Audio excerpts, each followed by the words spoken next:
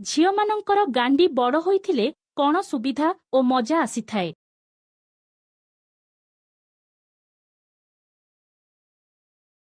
ଉତ୍ତର ଝିଅମାନଙ୍କର ଗାଣ୍ଡି ବଡ଼ ହୋଇଥିଲେ ଗେହିବାକୁ ସୁବିଧା ଓ ମଜା ଆସିଥାଏ।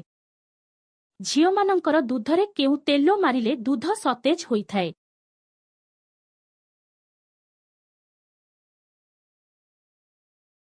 ଉତ୍ତର ଝିଅମାନଙ୍କର ଦୁଧରେ ସୋରିଷ ତେଲ ମାରିଲେ ଦୁଧ ସତେଜ ହୋଇଥାଏ। କେଉଁଦିନ ଝିଅମାନେ ଆଇଁଷିଆ ବାସିଥାନ୍ତି?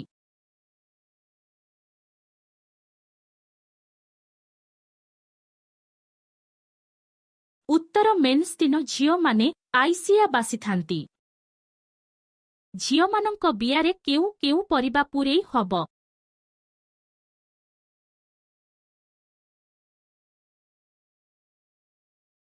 ଉତ୍ତର ଭେଣ୍ଡି, ବାଇଗଣ, କାକୁଡ଼ି, ଗାଜର ଇତ୍ୟାଦି ପରିବା ପୂରେଇ ହବ।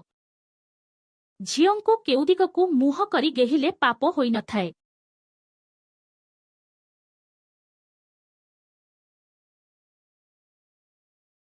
ଉତ୍ତର ଝିଅଙ୍କୁ ପୂର୍ବ ଦିଗକୁ ମୁହଁ କରି ଗେହିଲେ ପାପ ହୋଇନଥାଏ।